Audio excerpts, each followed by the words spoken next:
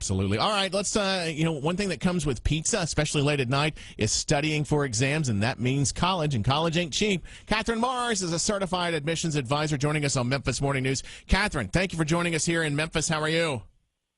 I'm great. How are you this morning? We are good. We are good. We're talking about college. And, Catherine, Tim's daughter is, what, 3 now? Yes. All right. So he's got a few years before college, but I got a 16-year-old. So this cost of college thing is catching my attention more and more pretty much every hour. So I guess there are 2 questions. Is the price of college still worth the cost? ? And then let's also talk about the debt portion of it. Yes. Well, this is my favorite subject, of course. So first, I'd like to address the issue of college is worth it. College is worth it, but you have to really look at where you go to college and look at the major that you plan to major in. So parents and students need to be very sensitive to the fact that if their student is a liberal arts kid who's looking at foreign language or economics or political science or English, that they really need to consider where they go and the cost of attending. So when students are looking at engineering, they have a little bit more flexibility, but they still need to look at the overall return on investment. So colleges, when a student picks colleges, one of the things they must do is they must also interview the career center at the college to make sure that if they are getting a liberal arts degree, that they also learn more about what kind of internship opportunities and how will the career center help them get summer jobs so that when they do graduate, they have skills on their resume. Most undergraduates that get a liberal arts degree are going to have to go to graduate school eventually. Catherine, I know back when I was going to college, the advice I got was don't worry about the first 2 years. Get your core classes, then you can figure it out. I don't want to paint it with a broad brush, but with the expense of colleges these days, is it now even more important to at least have a decent idea of what you want to major in before you sink that money in? Even though I know the first 2 years are core classes, there's a high risk if you back yourself in a corner and get stuck at a place with a degree you don't want, right? Absolutely. But here's the thing. What 17, 18-year-olds really knows what they want to do? I mean, there's a few kids who might, from the age of 5 know they want to be doctors. But normally, kids don't know. And so it is wise when they pick a school, if they're undecided, to make sure the school offers everything. In other words, maybe a larger school or even a smaller school that has an engineering program. If they think they might be interested in that and they are good in math and science, then they should go and start as an engineering student, and they can always change their major within the first 2 years they're there if they decide that engineering is not their taste, and they go into something else.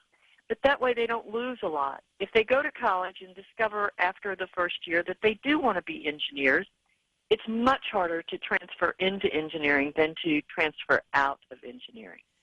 So again, if they're undecided, they need to pay attention to where they go to school and how much it's going to cost. We're talking to certified admissions advisor Catherine Mars. Let me just throw out a hypothetical here, Catherine. Let's say you got a kid who's got decent grades, he's got a decent ACT, but he really is like the kid you mentioned, really has no specific preference on what college, has no specific preference on what major, but knows his parents expect him to go to college. I mean, how do you move forward with that? Well, I think, again, you find a list of schools. You create a list that has a variety of academic options. So you try to find some schools that are pretty cheap. And, public schools may be more reasonable in price, but they don't offer a lot of free money as a general rule, whereas private universities, private colleges often will pay kids merit scholarships to attend their schools, especially great schools like Rhodes right there in your backyard. And then you have the University of Memphis, which is also a fabulous school. So it is all up to what is the student thinking they might enjoy, because every student in high school has a favorite subject. Hey, I know we've only got about 1 minute left, but let's talk to the parents who, like me, have a kid in high school. They know they should be looking around for financial aid opportunities. They should be looking around for scholarship opportunities. But it's a little overwhelming. Where does a parent and or a student begin to find said financial and any kind of scholarship opportunities? Is there like one main website we can go to? Well, I would start right now with payscale.com. They came out just recently with a great article about return on investment, and it lists about 1,000 schools, and it shows how many years it takes to graduate, the amount of debt the kid comes out with, and if it's a liberal arts school or an engineering school.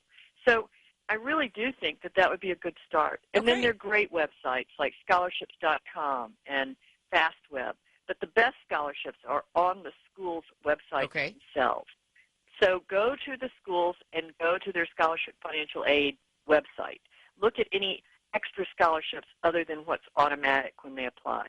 When you tour college, go to the financial aid office and meet the financial aid people and just talk to them in a broad brush about, tell us about the average amount of merit aid you give a student for academics. Talk about the average amount of need-based aid. Most middle-class families aren't really going to qualify for a lot of need-based aid except in loans. And loans are not a great idea for a liberal arts degree.